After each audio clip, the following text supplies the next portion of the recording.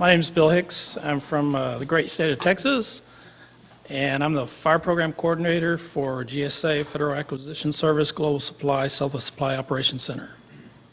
But I don't have that on my card. So basically, what I'm going to talk about is what exactly is the Wildland Fire Program, where is it located, why would you want to use it, how do you use it, how is it different from a scheduled program, and who would you contact for more information. So basically, the fire program is a partnership between GSA and U.S. Forest Service and Bureau of Land Management. It's got history going back 50 plus years, almost as far back as GSA goes back. And as part of that program, we have a subset of items that we provide for the Wildland Fire Program, which is mainly for the national fire caches, but also state and local cooperators can use it once they meet certain conditions.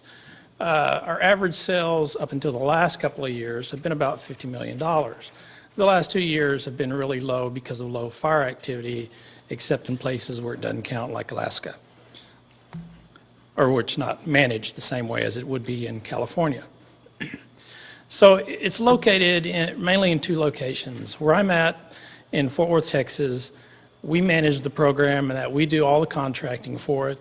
We manage the inventory, we process the orders and follow up on them. The orders are sent to the Western Distribution Center, our depot in French Camp, California. They send out all the items to the customers, whether it be a fire cache or just a individual forest or a state forest activity or a local fire department. So why would you want to use it as opposed to, say, Schedule 84? Well, for one thing, our items are guaranteed and inspected and meet Forest Service and/or NFES specifications, which means that if you're on a federal incident and you're going up to the supply and you're trying to get something from them, you know exactly what it's going to be and what it's going to do. Volume purchasing, we get bigger discounts than you can just purchasing off a schedule. And how we do that is we pre-purchase everything and place it in our depot. So when customers order it, they're placing a requisition. They're not doing a procurement. And so we've already bought, say, 50,000 Nomex shirts. And so we can get a better price than what a scheduled contractor can offer you because they're counting on sales as they come in. They're not guaranteed anything.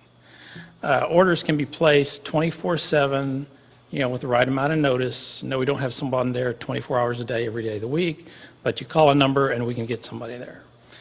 Supplies can be delivered quickly for emergency situations. The one caveat to that is you're going to pay the transportation. Otherwise, if it's a normal routine order, the transportation is included in the price that you see on the websites or in our fire catalog. So as a state or local, how can you use it? Well, first off, it's through a sponsorship through the U.S. Forest Service.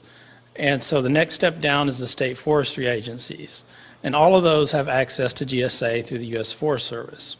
So for a local or rural or volunteer fire department to get access to the fire program, they have to go through their state forestry agency. And there's a particular contact which you can find on our webpage or on a Forest Service webpage. And, unfortunately, not every state operates the same. So some states, like, say, California, are real liberal in allowing anybody who puts together a cooperative agreement with them to go through and get access to it. Some states are a little different in that they place the orders for the locals and you pay the state forestry after they get the supplies to you, after they get them from GSA. So it depends on which state you're in, so that's just something you have to investigate. We put out a Wildland Fire Equipment catalog every year. Like I said, it has about 300 items in it. You can find it on our webpage, or you can order it off another webpage through the centralized mailing list service. We have multiple ordering methods: phone, fax, email, off the websites. And as I mentioned before, mostly all the orders are shipped from French Camp, California. So if you're in California, that's really convenient. If you're in Florida, it takes a little bit longer. So how's it different from Schedule 84 and scheduled contractors versus ours? And of course, first off, I'll say that some of the items that are in our catalog are actually bought from scheduled contractors through individual agreements called blanket purchase agreements. But so we have a limited variety of items in that, we have a catalog and it's got 2 basic type of fire hoses for, soft hoses, 1 hardline hose, a couple of suction hoses.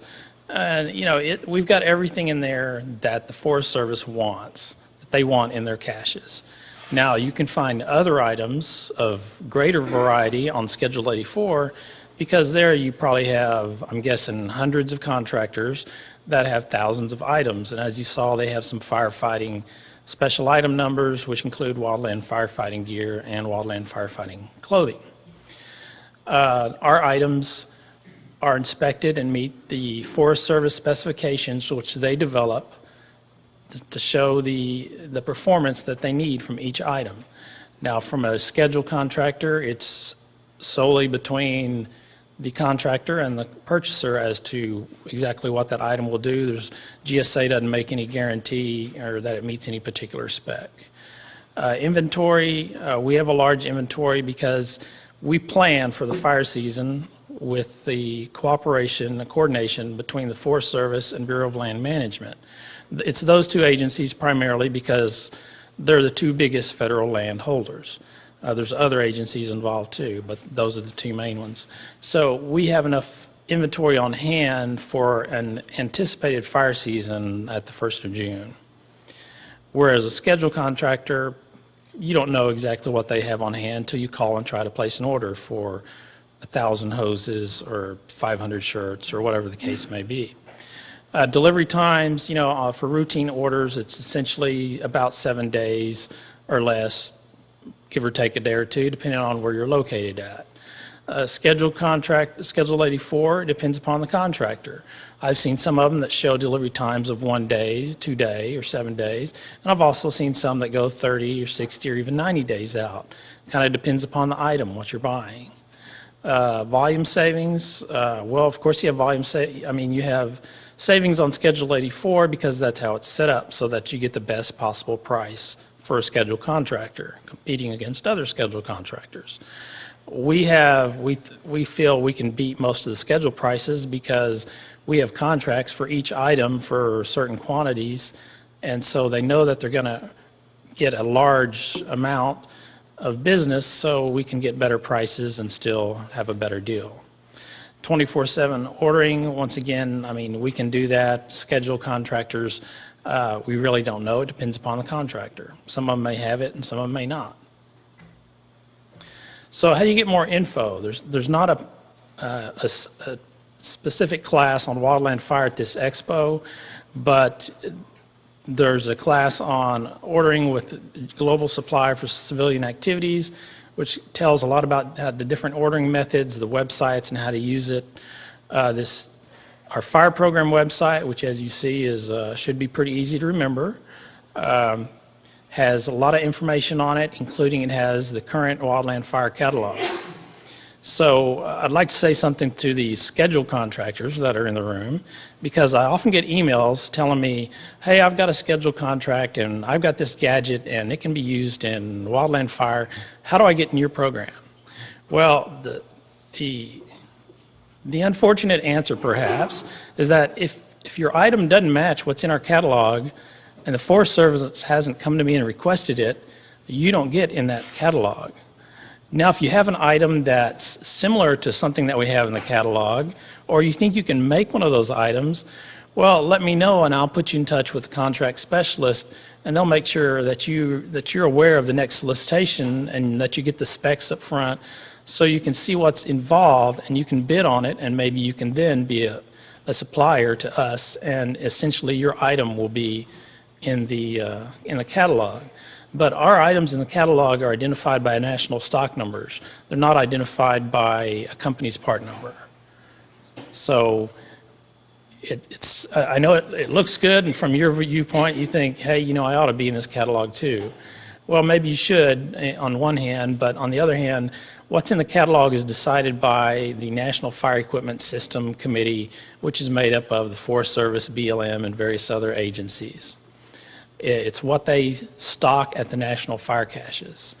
So if you have aviation following equipment, like somebody sent me an email a while back, that's nice to know, but it doesn't fit in the program. I'm sorry. So, but as I said, you can contact me for anything. I've got my numbers here. I'll leave some business cards up here too, if you don't catch me. And with that, I'd like to introduce Cindy Patton, who will talk about computers for learning.